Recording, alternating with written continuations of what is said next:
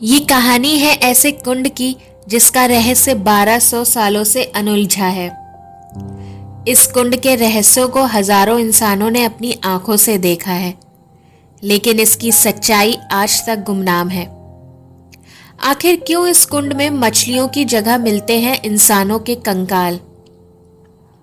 आखिर कैसे बर्फीली वादियों में एक सामूहिक कब्रगाह बन गया? आखिर क्या है झील के अंदर और बाहर मिलने वाली इंसानी हड्डियों का सच? आज इस वीडियो में हम बताएंगे उत्तराखंड के चमोली जिले के रूपकुंड की कहानी, जो कंकाल उगलती है। दरअसल उत्तराखंड के हिमालय की बर्फीली चोटियों के बीच स्थित रूपकुंड झील की कहानी कुछ ऐसी ही है। ऐसा इसलिए क्योंकि वहां एक अरसे से इंसानों के कंकाल बिखरे हुए हैं। यही वजह है इसे लेक ऑफ स्केलेटन भी कहा जाता है। उत्तराखंड में स्थित यह झील समुद्र तट से करीब 5000 मीटर की ऊंचाई पर है। यूं तो ये झील पूरे साल बर्फ से जमी रहती है, मगर मौसम और सीजन के हिसाब से छोटी बड़ी भी होती है।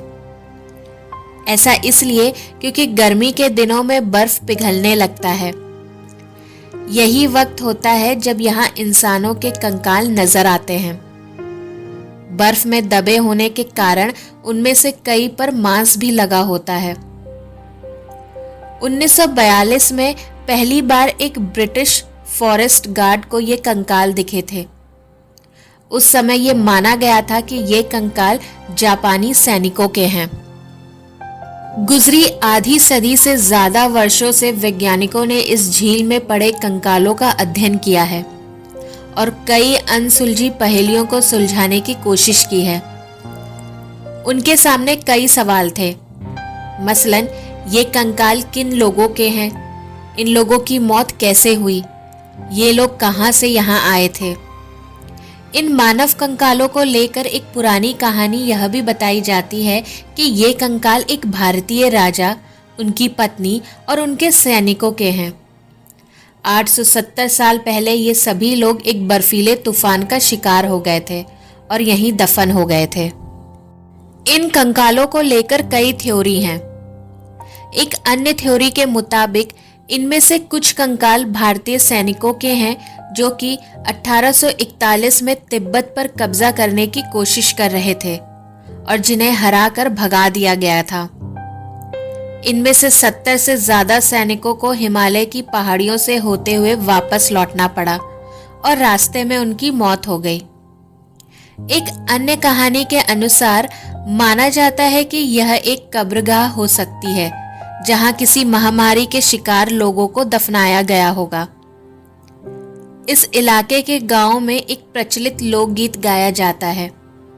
इसमें बताया जाता है कि कैसे यहाँ पूजी जाने वाली नंदा देवी ने एक लोहे जैसा सख्त तूफान खड़ा किया, जिसके कारण झील पार करने वालों की मौत हो गई और वे यहीं झील में समा गए।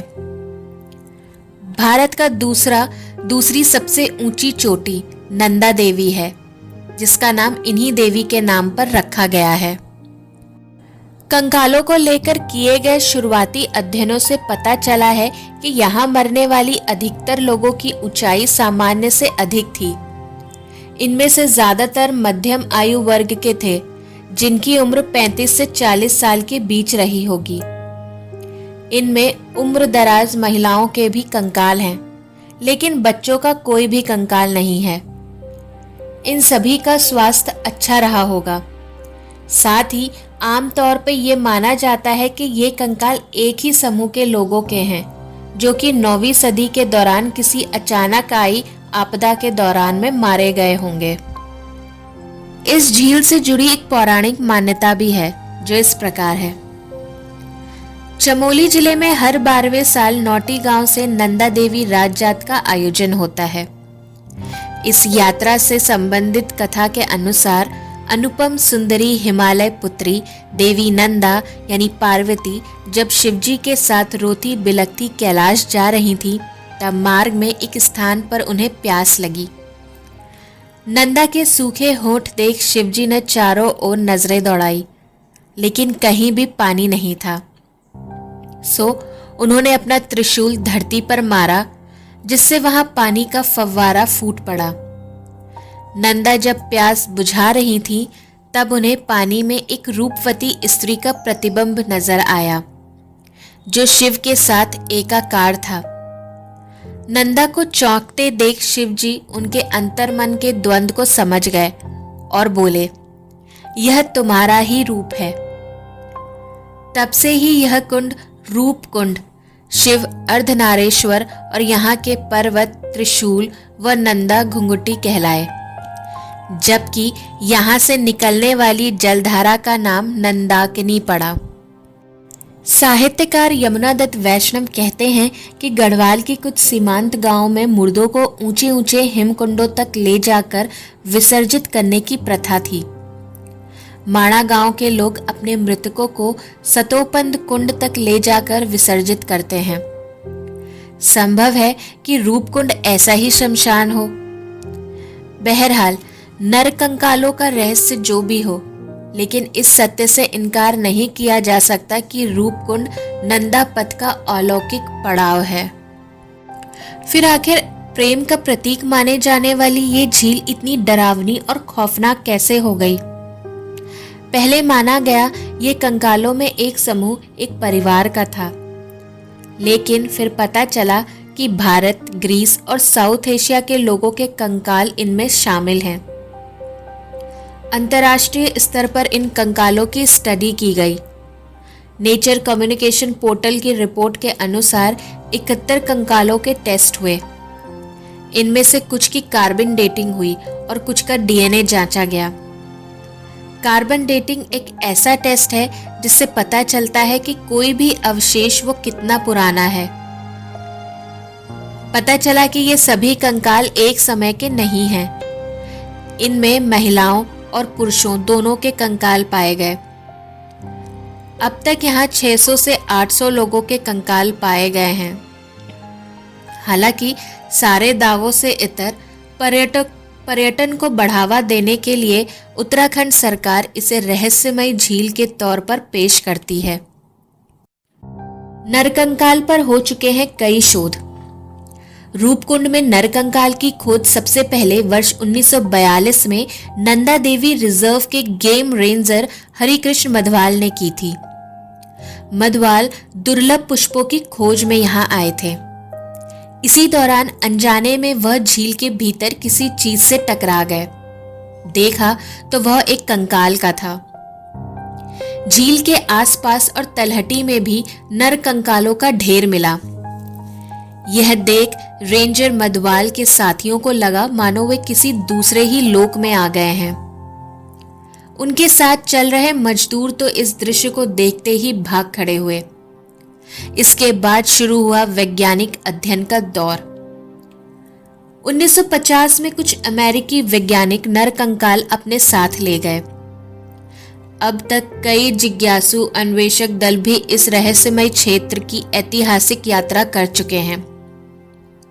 भूगर्भ वैज्ञानिकों व विशेषज्ञों के एक दल ने भी यहां पहुंचकर अन्वेषण व परीक्षण किया। भारत, अमेरिका और जर्मनी में स्थित 16 संस्थानों के 28 सहलेखकों को शामिल करते हुए नवीनतम 5 साल के लंबे अध्ययन में पाया गया कि ये सभी धारणाएं सच नहीं हो सकती हैं। वैज्ञानिकों ने झील में पाए गए 15 महिलाओं सहित 38 अवशेषों का आनुवंशिक रूप से विश्लेषण और कार्बन डेटिंग किया। उनमें से कुछ लगभग 1200 साल पुराने बताए जाते हैं। इस शोध के लिए नर कंकालों के 100 सैंपल की ऑटोसोमल डीएनए, माइटोकॉन्ड्रियल और वाई क्रोमोसोम डीएनए जांच कराई गई। यह भी जांचा गया कि इन कंकालों में आपस में तो कोई संबंध नहीं था। रिसर्च में ये पाया गया कि ये लोग एक परिवार के नहीं रहे होंगे, क्योंकि इनके डीएनए के बीच समानता वाला कारक नहीं पाया गया। जांच में इन कंकालों से कोई बीमारी पैदा करने वाले बैक्टीरिया या कीटाणुओं के अवशेष भी नहीं मिले। इससे इस बात की संभावना अधिक है कि इनकी मौत की वजह महामारी नहीं रही होगी। लेकिन गौर करने वाली बात यह है कि ये सभी कंकाल वहां पर एक साथ एक समय इकट्ठा नहीं हुए। अध्ययनकर्ताओं ने पाया है कि मरे हुए लोग जेनेटिक रूप से अलग अलग हैं और उनकी मौतों के बीच में 1000 साल तक का अंतर है। हालांकि किन वजहों से इनकी मौत हुई, इसको लेकर अभी तक एक मत होकर कुछ भी कहा नहीं जा सकता।